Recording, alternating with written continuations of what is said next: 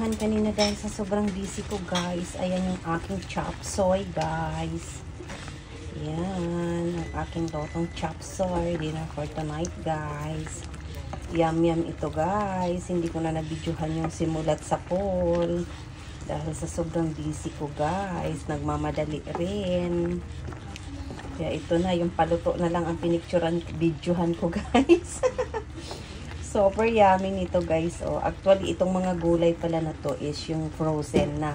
Ang first lang nito is ito, guys. Ito lang yung first na gulay at saka ito. Actually, itong mga ganito frozen na yan, guys. Ayan. Super yum, guys. Ayan, may itlog ng pugo. O, diba, guys? Ito frozen na rin yan, guys.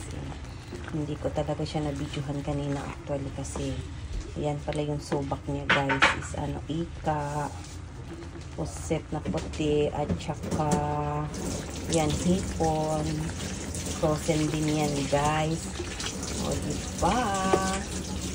Sa sobrang pagmamadali ko kasi kanina, kaya ayan, guys, nakaidlip kasi ako after work. Kaya ayan, hindi nagmamadali akong magluto dahil nagutom na yung aking commander. Bossy. Ayan, guys.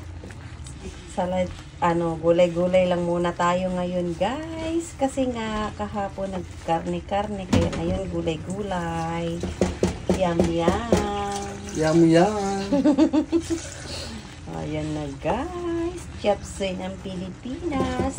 Madali lang yan lutuin, guys. Dahil... Dali, bye-bye. ito lang yan, guys. Mamasitas. So, diba?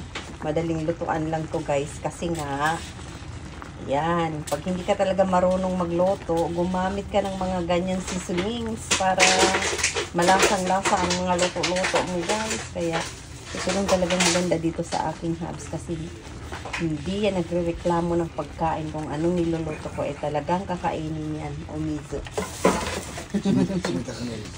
Sumitay na. Numitakata. Spoon tayo. Yan lang talaga. Pag akong naghain ng gulay, ng ulam, guys, siya naman ay kanin. Pagkatapos maghuhugas ng plato. Talagang tinutulungan ako nito kaya never akong maano dito sa kanya. Talagang tumutulong ko sa akin. Diba? Happy eating, guys! Yum!